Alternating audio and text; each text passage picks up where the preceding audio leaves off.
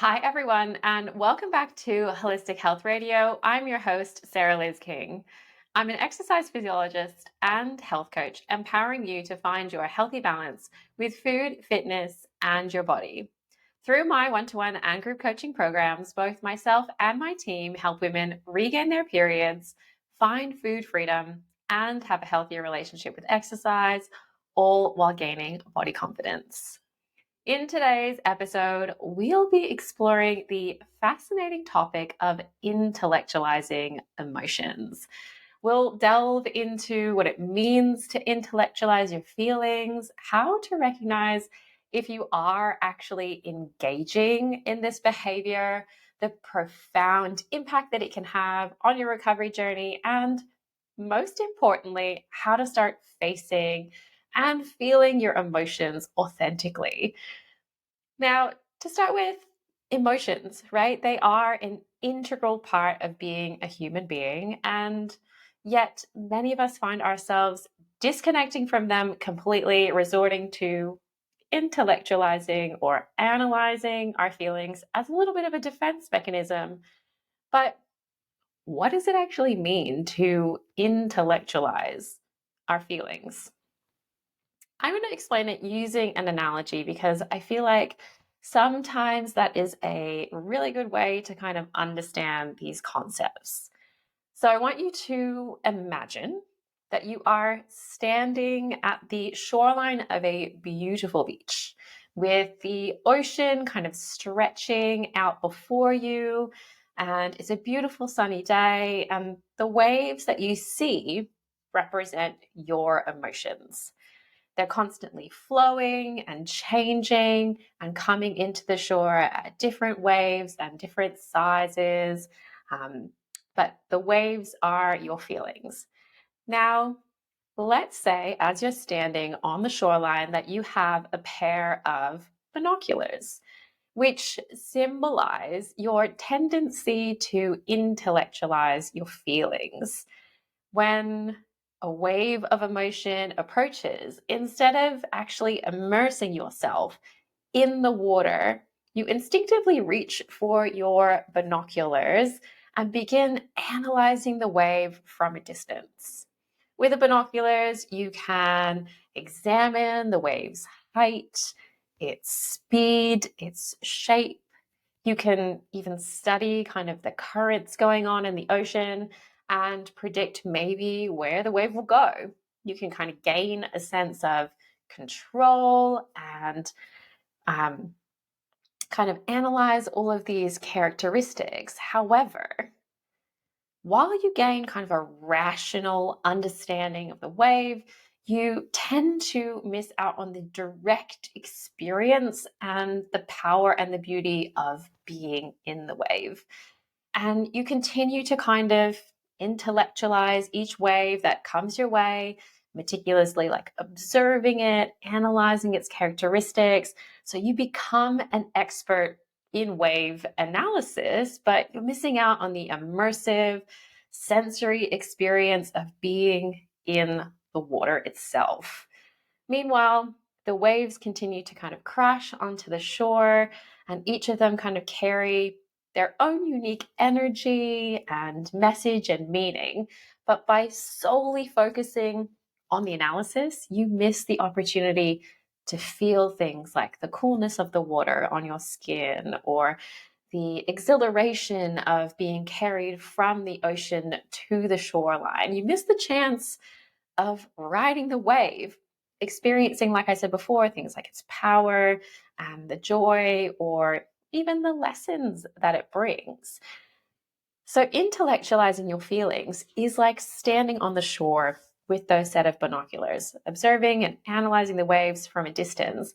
It keeps you safe on the land, but you miss out on that transformative and kind of healing power of immersing yourself in the water, in the vastness of the ocean, and in that sea of emotions. By choosing to kind of put down the binoculars and dive into the waves, you open yourself up to that more authentic and meaningful experience of your emotions.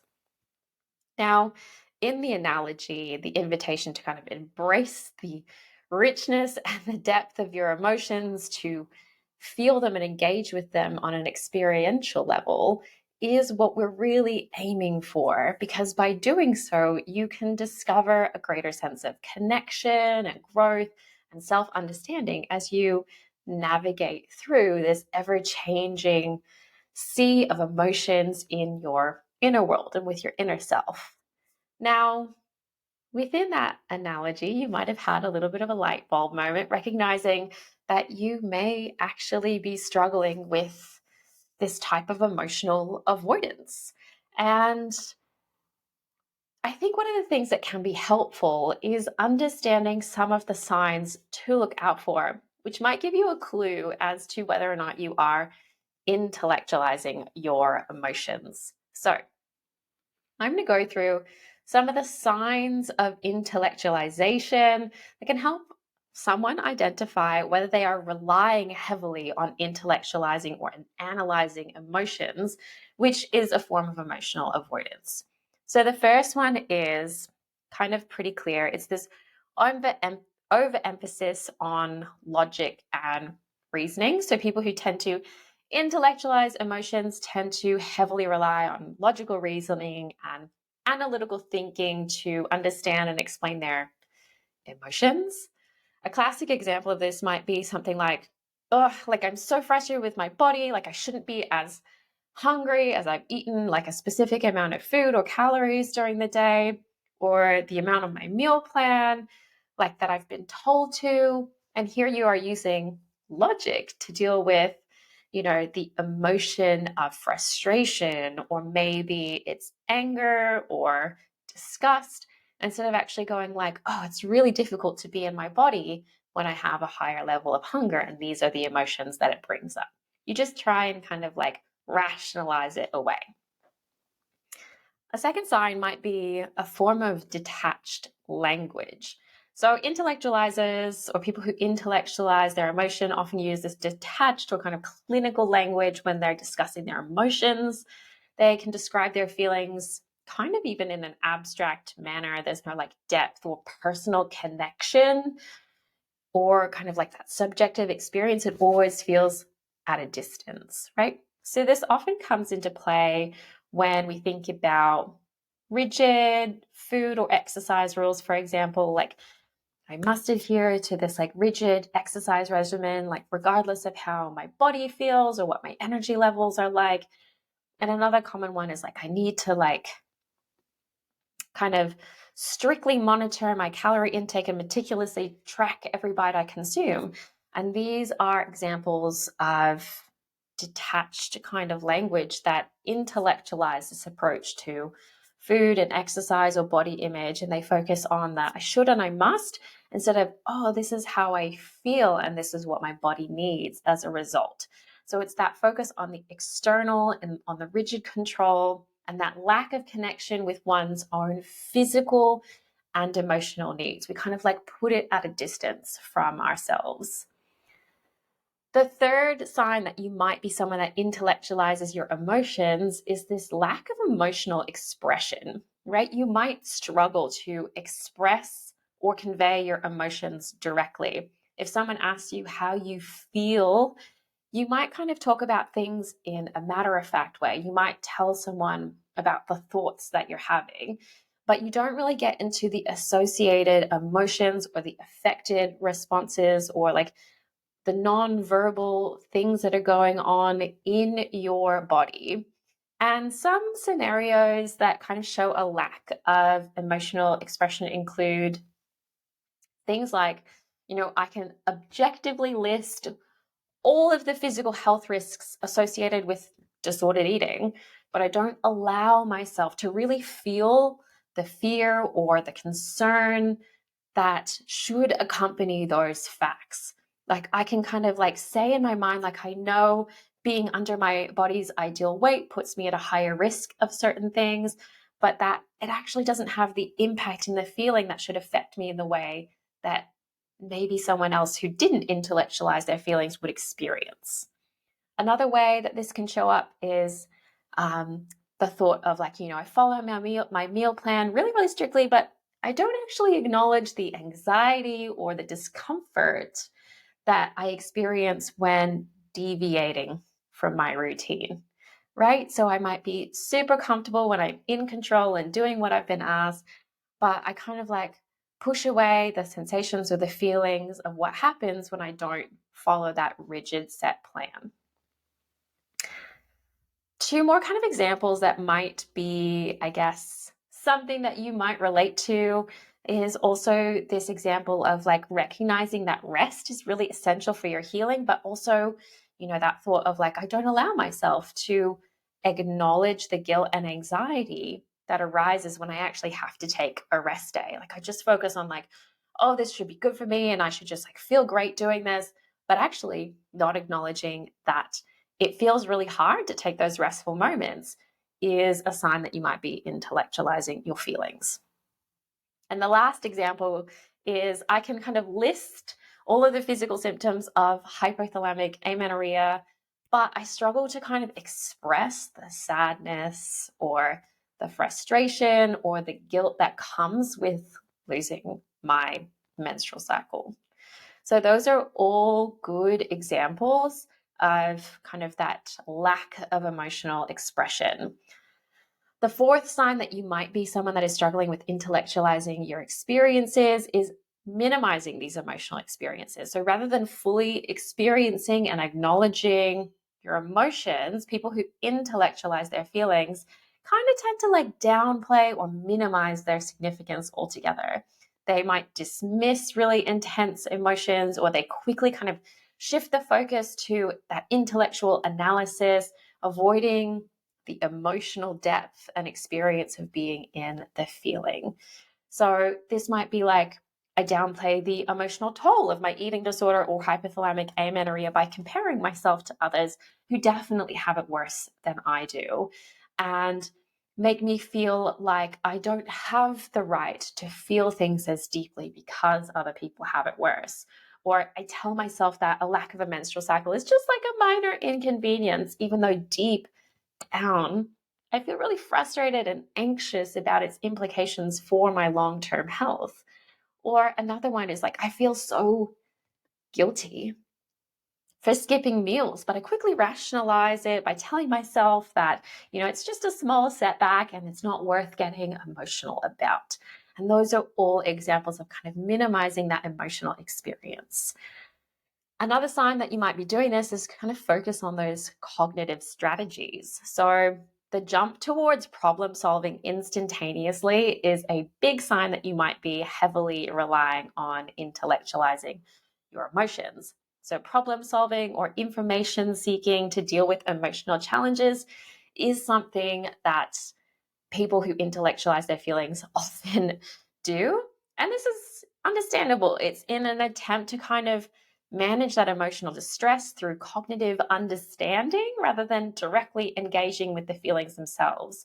So that looks like constantly seeking advice and opinions from other people about my own recovery or your own recovery, rather than relying on external input and connecting with my own emotions. I always seek kind of outside advice, or I avoid therapy or counseling because I fear it will focus too much on my emotions and not provide enough practical strategies or tools for my recovery. And I find that that's a big one that I often face with clients when we worked on the practical side of things for a while. And there's still a lot of roadblocks. It's that kind of avoidance of wanting to go deeper, which can actually be the bridge towards further recovery that we need to kind of look towards. And another one that can, I guess, give you a clue as to whether you're focusing on these cognitive strategies too heavily is this thought of like, if I just gather enough information, right, about what nutrition and exercise, I can then like control my eating disorder and I can overcome it without addressing any of the underlying emotional triggers. Like, it just has to be about the rational problem solving, which we know is probably not the whole story when it comes to recovery. Now, there are two more signs that you might be intellectualizing your emotions. The first one is disconnection from the physical sensations of your emotions. So, for every emotion we experience, there is also a physical sensation that you experience in your body at the same time. And people who intellectualize their feelings have a really hard time recognizing or connecting with the physical sensations that accompany emotions. The way that I like to explain this is you often live from the neck up and disconnect with everything from the neck down within your body. So you might be more in tune with the cognitive aspects, such as the thoughts, but you neglect those kind of bodily sensations, such as changes in your heart rate or muscle tension or breathing. And this might kind of look like having a really hard time identifying the physical signs of hunger or fullness because you're so disconnected from the body's sensations. And that's why there's that tendency to rely on external cues or rules instead. It can often be things like tending to ignore or suppress physical symptoms like fatigue or dizziness, kind of dismissing them as insignificant and disregarding them because of their potential connection to your emotional well being and your need for things like rest, or struggling to recognize the bodily sensations that arise when you're feeling sad or upset, instead opting to focus on those more logical solutions or distractions. And I often remind my clients that feelings aren't things that need to be fixed. They're not problems to be solved, they're experiences that we move through. And it can be really hard if you're someone that has intellectualized your feelings for so long to learn how to move through your feelings with grace. And it is a practice. And I'm going to go through some ways that we can start connecting with our feelings in a second. And I just want to touch on the last sign that you might be intellectualizing your feelings, which is this kind of limited exploration of personal vulnerabilities. So, intellectualizers tend to mostly avoid exploring their personal vulnerabilities or their emotional wounds and divert attention away from these emotional wounds by analyzing emotions kind of from an intellectual standpoint. So this prevents kind of that deeper emotional exploration and understanding. It could sound like I have a lot of difficulty being vulnerable and expressing my emotional needs to others. So instead, I kind of opt to keep them a bit hidden or suppressed to maintain this sense of perceived control. Or, I downplay the significance of my emotional wounds, or I make light of them, or I use, kind of humor around them to dismiss them as irrelevant, believing that they don't really have a direct impact on my eating disorder or hypothalamic amenorrhea, or even things like minimizing the importance of self compassion and self care in recovery, disregarding kind of the emotional nurturing that is truly necessary for us to kind of heal and move on and move forward with our lives.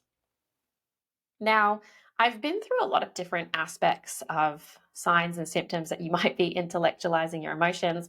And I find this is incredibly common for most of the clients I see. So if you've nodded your head along and said yes to several of these scenarios, you are not alone. I think one of my own biggest barriers to recovery was the fact that I was so resistant to feeling my emotions. Not only that, I felt it was unnecessary and irrelevant to my own recovery journey.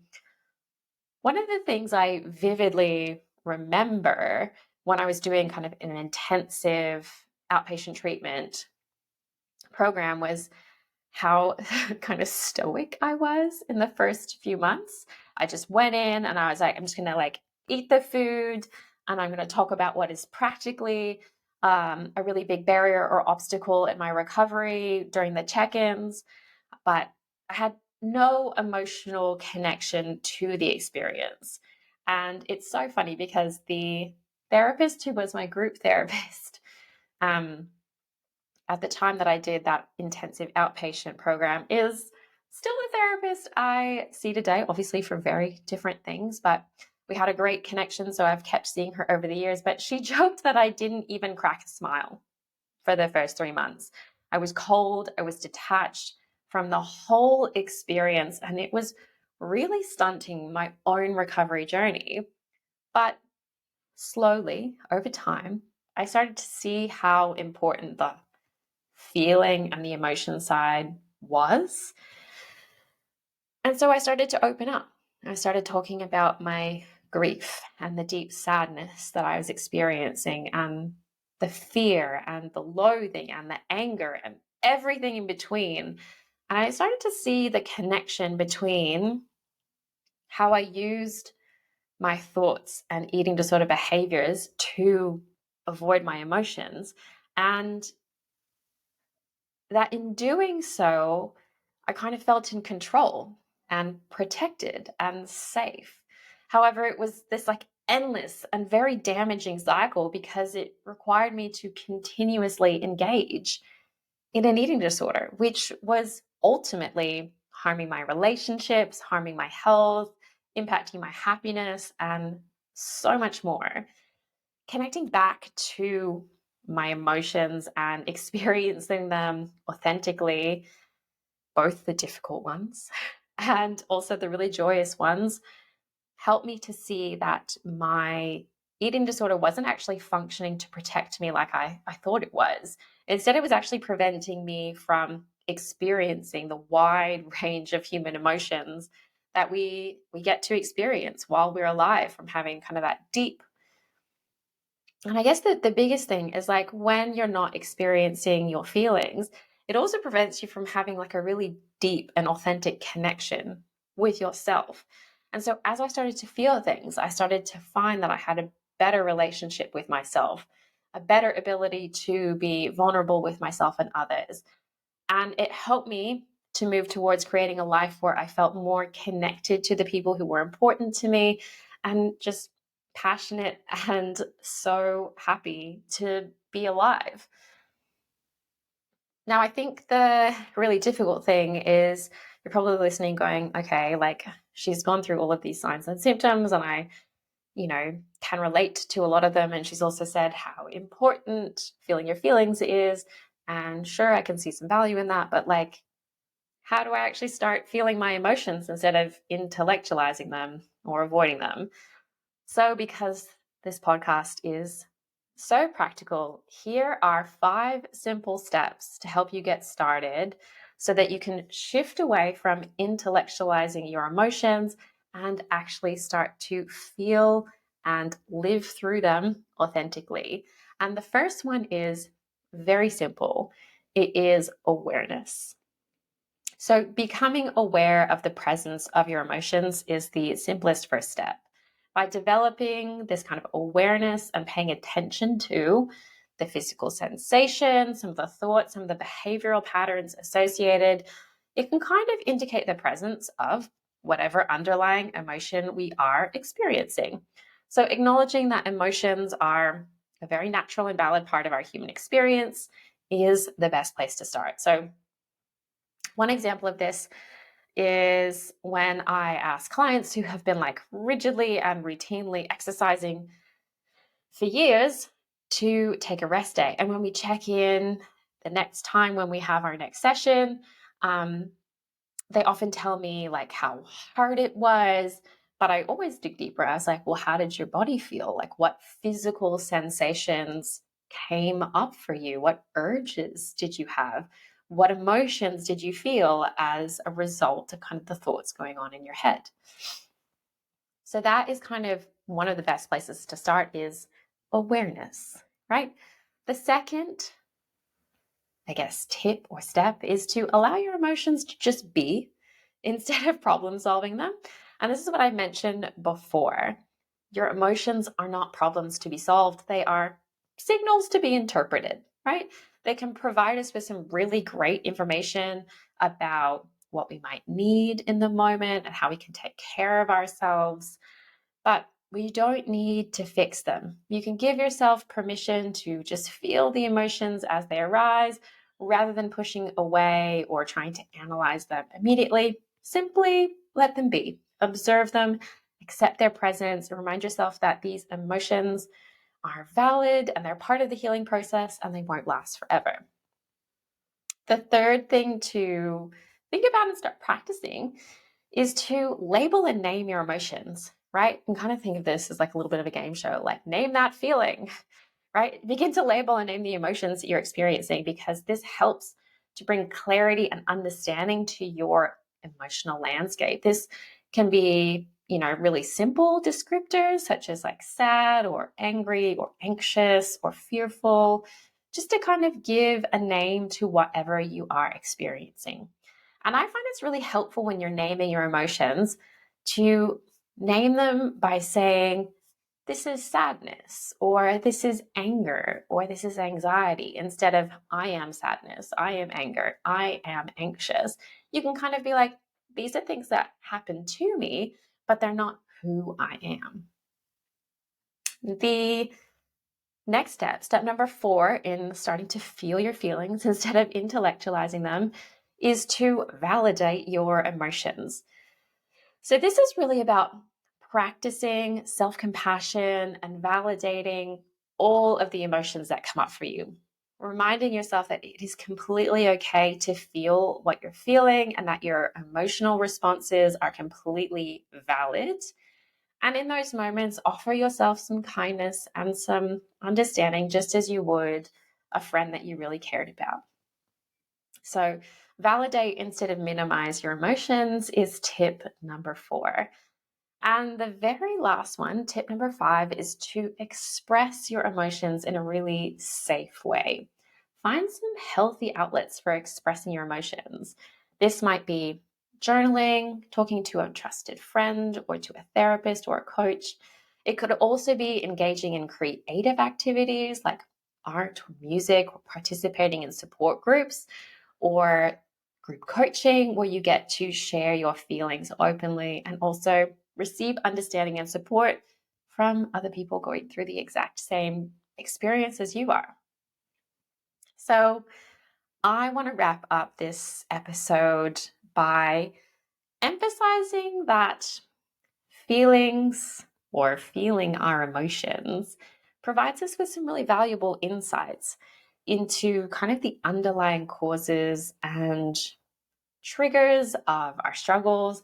It allows us to identify and address emotional wounds, past traumas, and vulnerabilities that can often be really intertwined with our disordered eating patterns or body image concerns for that reason. And by embracing our emotions, we actually cultivate a greater sense of self awareness, enabling us to navigate our recovery journey with a lot more clarity and intention. And I think one of the best things is feeling our feelings fosters connection, not only connection with others, but with ourselves and also to the world around us. It allows you to create genuine connections and seek support and build a network of understanding of different individuals who can support us on our own recovery journey. And also, feeling our feelings allows us to build better self compassion and self care as we learn to nurture ourselves on a very much deeper emotional level. So, I guess in the end, the benefits of feeling our feelings far extend beyond the recovery landscape because it becomes a new way of living. You no longer need to avoid your feelings. Instead, you have this opportunity to cultivate awareness and understanding and more meaning around your feelings and just let them be instead of always analyzing and thinking and assuming that you need to solve them like a problem. Of course, this is so much easier said than done. So if you are on a recovery journey and you are seeking support, don't hesitate to reach out and book a discovery call to find out more about how our coaching programs can help. The link is in the show notes for those who are interested. We offer a variety of both one-to-one and small group coaching programs, which provide you with so much opportunity to share, connect, and get valuable practical tools, both for the behavioral change side of things and more importantly, from the psychological skills aspect, which we're talking about today, building a really healthy relationship with our emotions, which is essential to the recovery journey. So, to everyone listening, if you really enjoyed this episode, as always, be sure to leave a 5-star rating and review wherever you're listening. It really helps support the podcast, especially if you're listening on Apple iTunes. Leaving that written review really helps us bump up in the rankings. So if you love this podcast, that is the best way you can support us. If you are watching on YouTube, please be sure to give it a like and subscribe so that you don't miss out on any future episodes. But until next time, keep looking after yourself, and I will be back next week with a fresh new episode you can wrap your ears around.